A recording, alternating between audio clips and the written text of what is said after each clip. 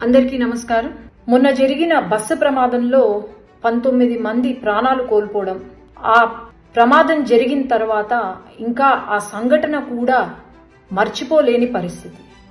ప్రతి నిమిషం ఆ సంఘటన గుర్తు చేసుకొని నిద్ర లేని రాత్రులు ప్రతి ఒక్కరం గడుపుతున్నాం. దేశం మొత్తం కూడా ఇంకా బాధలో ఉంటే అప్పుడే ఎప్పుడులానే మరి సాక్షి న్యూస్ పేపర్, సాక్షి న్యూస్ వాళ్ళు శవ రాజకీయాలు రాబందుల మాదిరే వాలి శవ రాజకీయాలు చేయడము మొదలుపెట్టారు.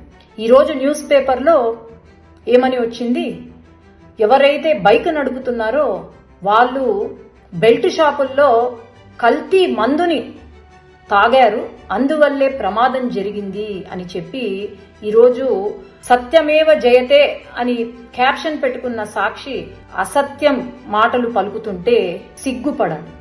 ఏమన్నారండి, బెల్ట్ షాపులో పర్చేస్ చేశారు, అది మిడ్ నైట్ అంటే 12 దాటిన తర్వాత 2:30-3 గంటలకు మద్యము కల్తీ మద్యాన్ని కొన్నారు, అందుకే ఈ యాక్సిడెంట్ జరిగింది అని చెప్పి నిజాలు తెలుసుకొని ఒక సాక్షి న్యూస్ పేపర్ కానీ న్యూస్ ఛానల్ని కానీ ఒక మహిళను అడుగుతుంది, భారతమ్మా నేను మీకు ఒకటే చెప్పేది, మీరు నిజంగా రాజకీయాల్లో ముందుకు రావాలి అని అనుకుంటే నిజం చూపియండి, కానీ అసత్యం చూపించద్దండి.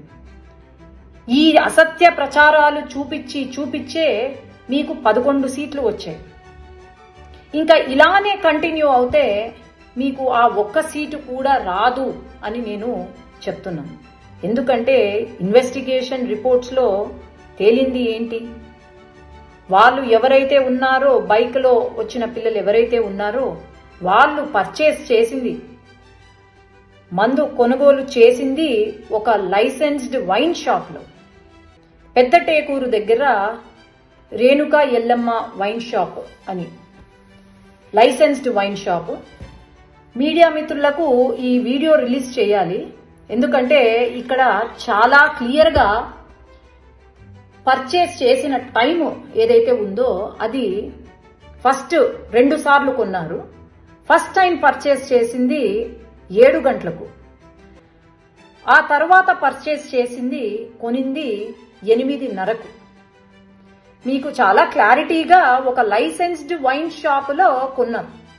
మరి ఎందుకండి ఎవరిని నమ్మించడానికని చెప్పి ఇంకా బాధలో కూడా ఇంకా మర్చిపోలేకుండా ఉండక ముందే మీరు శవ రాజకీయాలు చేసుకుంటూ తప్పుడు సమాచారాలు ఇచ్చుకుంటూ ఉంటే నిజంగా జగన్ గారు కానీ జగన్ కుటుంబం కానీ ప్రతి ఒక్కరూ సిగ్గుపడాలి ఈరోజు.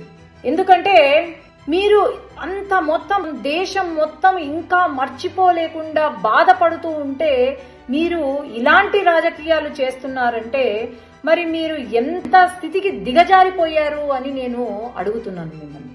వాస్తవాలు చూపించండి, అంతేకాని ఇలా మీరు తప్పుదోవ పట్టించేలాగా విలువలు లేని రాజకీయాలు చేస్తే మాత్రము ఎవ్వరూ కూడా ఊరుకోరు అని నేను తెలియజేస్తున్నాను.